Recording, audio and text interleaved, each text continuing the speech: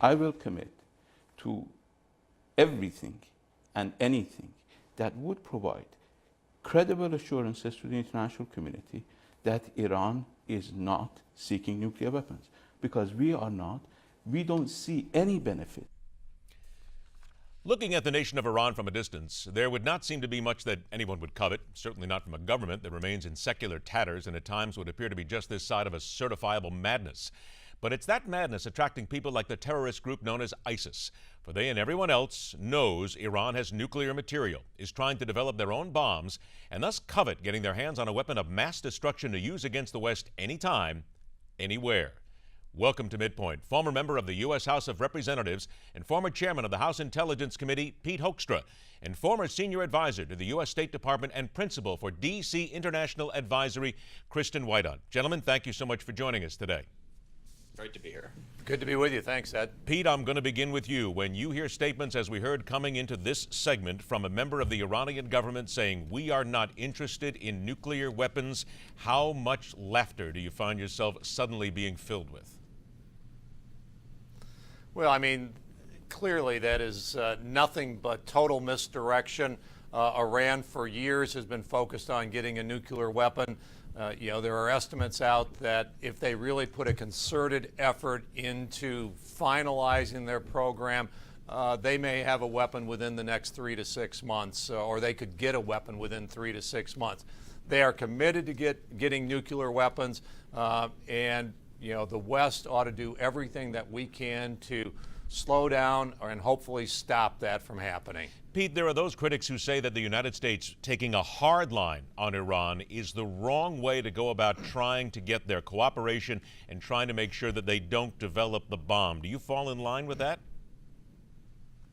I mean, this is absolutely a ludicrous discussion that we're having about Iran. This administration has to decide who our friends are and who our allies are and who our enemies are. Two countries whose leadership supported us in our efforts in Iraq and Afghanistan, our fight against terrorism. We threw them under the bus, Mubarak and Gaddafi. They were not perfect individuals, but they were allied in keeping the Middle East and Northern Africa secure and stable, and we threw them under the bus.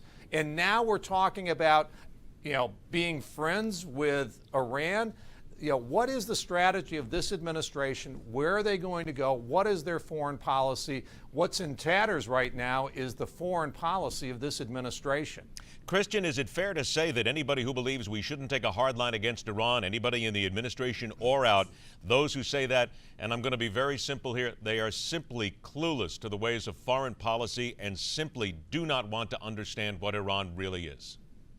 I think they want to understand, they just fail. I mean, this is a tenet of the Washington foreign policy establishment, which is known to have its Republican-leaning and Democratic-leaning precincts, but is largely politically androgynous. And this is an age-old story of reformers in Iran. And this story began not in the Obama administration or in the Clinton administration, the last time people saw supposed reformers. It actually began right after the 1979 revolution, when our embassy workers were still hostages. There were people who perceived moderates in Iran, and it's just the oldest tale around. In fact, this is an evil regime. It's an Islamist regime. Even though it is Shiite and ISIS is Sunni, it has a whole lot in common with them in the desire to unify mosque and state. And there are no reformers, or if they are basically for show. This is a radical regime bent on destroying first Israel and then the United States. About a minute left, then we'll take a break, come back with both of you. But Christian, to you first, this political androgyny, as you put it, is, in your opinion, is that going to get somebody killed? It'll result in a nuclear Iran. This is something I saw firsthand with North Korea, where there are many of us who said we should be trying to make life difficult for this regime, empower people within. And they never said, no, they're willing to talk. Let's make a deal. So I think this is a one-way road to a nuclear-armed Iran, which is unfortunate because it'll make a very dangerous region much more dangerous. Pete, same question. Those who understand what Iran is, the fear, that political androgyny that's going to cost us, and sooner or later, you hate to say this out loud, but there's going to be a pocket nuke somewhere. There's going to be something that will go off somewhere around the world, and it will cost lives because we overlooked what was happening right now.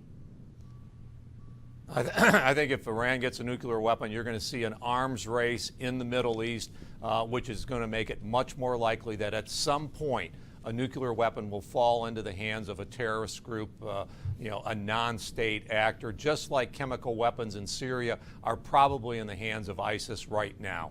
I'm going to mention that and a whole lot more because when we return, a notion that already holds enough weapons and a nation that holds enough weapons and is also run by someone of questionable mental capacity, and it's got everybody nervous.